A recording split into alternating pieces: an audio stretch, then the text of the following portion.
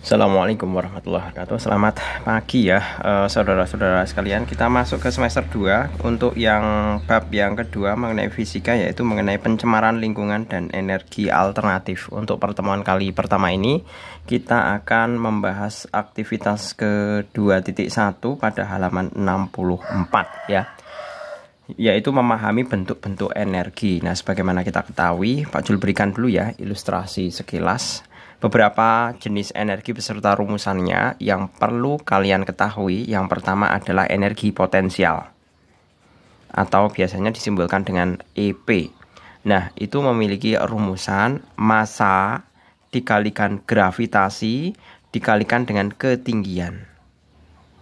Massa dikalikan gravitasi dikalikan dengan ketinggian. Jadi secara umum pengertian dari energi potensial adalah energi yang dimiliki oleh benda karena dia memiliki ketinggian. Oke, itu yang jenis pertama. Kemudian energi jenis pertama maksudnya. Kemudian yang kedua yaitu energi kinetik. Nah, energi kinetik itu memiliki rumusan setengah dikalikan M kalikan V kuadrat, di mana M itu massa, V itu adalah kecepatan. Jadi kita bisa mendefinisikan bahwa energi kinetik merupakan energi yang dimiliki suatu benda karena benda tersebut memiliki kecepatan. Apakah mungkin energi kinetik 0? Itu mungkin saja. Karena apa? Karena jika nilai kecepatannya 0 atau dalam artian benda tersebut diam, dia bukan berarti dia tidak memiliki energi kinetik. Dia punya energi kinetik tapi nilainya 0.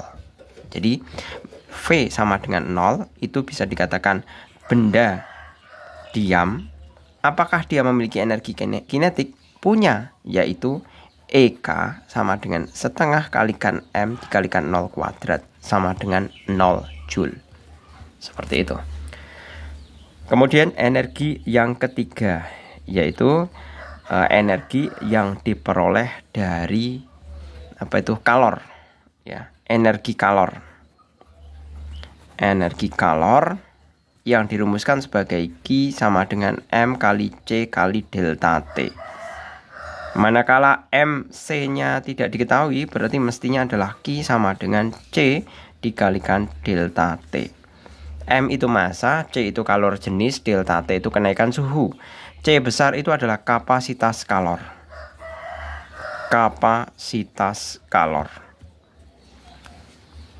Seperti itu. Kemudian yang terakhir yaitu mengenai bentuk energi listrik yang biasa disimbolkan sebagai W sama dengan I kuadrat RT. I merupakan kuat arus, R itu merupakan hambatan, T itu merupakan waktu, lama waktunya dipakai alat tersebut. Ini bisa juga kalau misalkan yang diketahui adalah tegangannya, berarti V kuadrat per R dikalikan T. Nah, ini juga sama-sama, yaitu mengenai energi listrik. Oke, saya rasa cukup ya untuk teorinya. Yang pertama, kita masuk ke soal diskusi. Di sini dikatakan energi potensial benda hanya dipengaruhi oleh ketinggian benda terhadap acuannya. Nah, kita tulis dulu. Ini Pak Jul kasih nomor ya. Pernyataan 1, 2, 3, 4, 5. Yang pertama itu kan EP sama dengan massa dikalikan gravitasi dikalikan H. Energi potensial benda hanya dipengaruhi oleh ketinggian benda. Apakah hanya ketinggian saja? Salah. Yang mempengaruhi energi potensial itu adalah massa dan juga gravitasi. Berarti pernyataan pertama salah. Pernyataan kedua, energi potensial selalu bernilai negatif. Itu juga salah. Karena apa? Karena EP itu bisa sama dengan negatif manakala hanya sama dengan negatif. Seperti itu. Kok bisa H negatif? Nah, yang namanya ketinggian itu tergantung titik acuan. Tergantung titik acuan. Jadi kalau misalkan ada A, B, C. Nah, ini masing-masing adalah ini mulai dari 0 ya, 5, ini 12. Nah, kalau titik acuannya B ya, kalau titik acuannya B, ketinggian C berapa? Kan otomatis HC itu sama dengan min 5. HA berapa? 12 kurangi 5, 7. Seperti itu. Itu yang dinamakan dengan H negatif. Jadi nilai ketinggian itu bisa negatif, itu tergantung dari acuannya, titik acuannya. Kemudian yang ketiga, energi potensial berbanding lurus dengan massa benda. EP itu sama dengan M kali G kali H. Maka kita bisa menyimpulkan bahwa EP itu berbanding lurus dengan massa. Nah, itu benar. Ya. Kemudian yang keempat, sebuah benda akan memiliki energi kinetik jika bergerak. EK sama dengan setengah mv kuadrat. Jadi pernyataannya juga benar. Benda bergerak itu V-nya ada. Seperti itu. 5. Energi kinetik suatu benda berbanding lurus dengan kecepatan benda tersebut. EK sama dengan setengah mv kuadrat. EK itu sebanding dengan V kuadrat. Jadi bukan sebanding dengan kecepatan, tapi sebanding dengan kuadrat kecepatan. Jadi pernyataan yang kelima ini salah. Seperti itu. Jadi kalian kalau misalkan menjumpai soal seperti ini, mestinya kalian bisa analisa seperti ini dulu. Hubungkan apa yang diketahui atau rumusan yang ada, kemudian baru ditarik kesimpulan. Seperti itu ya. Kemudian kita lanjut nomor 2. Balok bermassa 2 kg bergerak pada lantai licin dengan kecepatan 4 meter per sekon. Jika balok tersebut mendapat gaya mendatar F yang bekerja sehingga kecepatan balok menjadi 6 meter per sekon, tentukan. Kita tulis di yang diketahui dulu. Nomor 2, bahwa massa sama dengan 2 kg, kemudian V 0,4 meter per sekon, kemudian V1 nya sama dengan 6 meter per sekon. Nah, pertanyaannya adalah ini.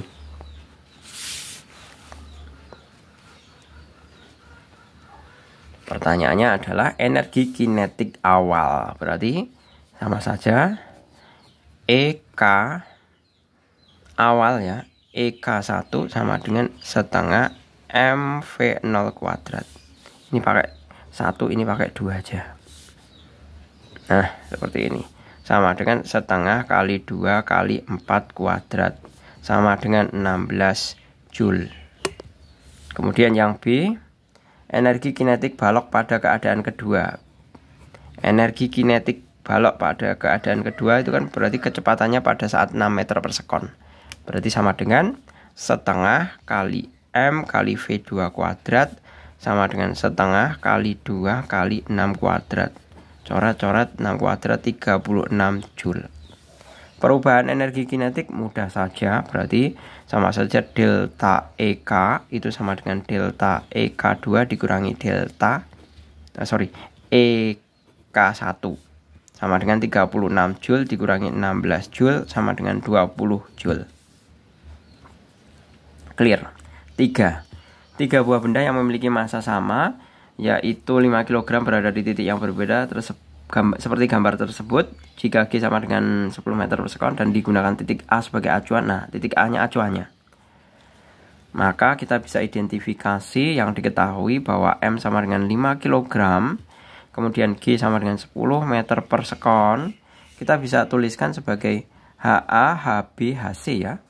Oh, ini untuk pertanyaan malahan. Yang A, HA. Nah, di sini ditulis dulu. Acuan adalah titik A. Maka HA-nya 0. HB-nya tinggal kita hitung. Dari ini 0 sampai ke atas 4 meter. HC sama dengan dari 0 sampai ke bawah. Berarti min 1. Kemudian yang B, bagaimanakah perbedaan besar energi potensial benda di titik HA, B, dan C terhadap titik acuannya? Nah, besar energi potensialnya. Berarti kalau besar energi potensialnya kan otomatis EP sama dengan, ada 3 kondisi, EPA sama dengan perbedaan besar energi potensialnya itu dengan, ini sama dengan M kali G kali HA. EPB sama dengan M kali G kali HB. EPC sama dengan M kali G kali HC. Nah, ini untuk perbedaannya. Perbedaannya apa? Berarti bahwa energi potensial itu tergantung dengan ketinggiannya. Ya. Bukan tergantung dengan M dengan G. M dengan G-nya itu benar, iya. Tapi dalam konteks ini kan yang dibandingkan mengenai ketinggiannya untuk A, B, dan C. Jadi perbedaan besar energi potensial di titik A, B, dan C terhadap titik acuannya adalah tergantung besar ketinggiannya, ketinggian. Seperti itu. Oke, gitu ya. Kemudian yang C tinggal kita evaluasi bahwa EPA itu sama dengan masanya 5 ya. 5 kali 10 kali 0 sama dengan 0 Joule. Pada titik acuannya itu energi potensialnya 0. Kemudian EPB itu sama dengan 5 kali 10 kali B-nya itu 4. Ya, seperti ini. 4 kali 5 itu 20, masih kali 10 berarti 200 Joule. EPC sama dengan 5 kali 10 kali min 1 sama dengan min 50 Joule. Seperti ini. Berikutnya yang nomor ke berapa nih? Keempat ya. Berdasarkan materi yang telah Anda pelajari tentang bentuk-bentuk energi, beri tanda centang pada kotak di depan pernyataan yang sesuai. Kita mulai. Besar kalor yang dilepaskan benda sebanding dengan suhu akhir benda tersebut. Kita identifikasi yang keempat ya. 1. Kalor itu Q sama dengan M kali C delta T. Bukan hanya suhu akhir.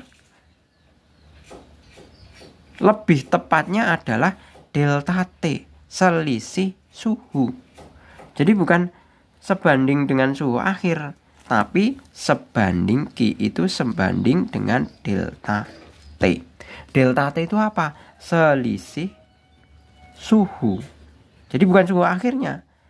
Jadi suhu akhirnya dikurangi suhu awal. Berarti pernyataan 1 salah. 2. Kemampuan benda untuk menyerap kalor dipengaruhi oleh jenis benda. Itu benar. Jenis benda itu diwakili oleh apa? Jenis benda diwakili oleh C atau kalor jenis. Kemudian yang ketiga, jika benda melepaskan kalor, suhu benda akan naik. Itu juga salah. Ya. Kalau melepas kalor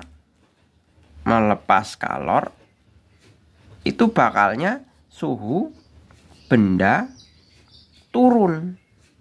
Ya, karena melepas. Keempat, energi yang diserap alat listrik sebanding dengan kuadrat kuat arus listrik yang mengalir. Nah, tadi Pak Jul sudah nuliskan bahwa ada rumusan W sama dengan I kuadrat R kali T. Nah, disitu kan berarti dari persamaan ini kita bisa menyimpulkan bahwa energi itu sebanding dengan kuadrat arus listriknya. 5. Makin besar hambatan alat ukur, energi yang diserap alat listrik tersebut juga makin besar. Itu juga benar. Ini tadi benar ya. Benar. Ini juga benar. Seperti itu. Jadi makin besar hambatan alat ukur, energi yang diserap alat listrik tersebut juga makin besar. Itu juga benar. Lanjut nomor 5 yang terakhir. Suatu bejana berisi air yang memiliki massa 200 kg dan suhu 30 derajat Celcius. Jika suhu air tersebut ingin dinaikkan menjadi 50 derajat Celcius dan kalor jenis 4200, hitunglah kalor. Langsung saja ya. Berarti kita bisa menghitung Q sama dengan M kali C kali delta T. Q Berarti sama dengan masanya adalah 200 gram. 200 gram dijadikan kilogram itu jelas 0,2. 4200 C-nya. Delta T-nya adalah 50 dikurangi 30. 50 kurangi 30. Karena delta T itu selisih suhu. Berarti Q sama dengan 0,2 kali 4200 dikalikan 20. Ya, hasilnya adalah 16.800 Joule. Kalau mau dibuat dalam kilojoule itu juga bisa. Berarti 16,8 kilojoule. Selesai. Oke, gitu ya. Saya rasa cukup. Semoga bermanfaat. Sampai ketemu pada video berikutnya. Terima kasih. Selamat pagi. Assalamualaikum warahmatullahi wabarakatuh.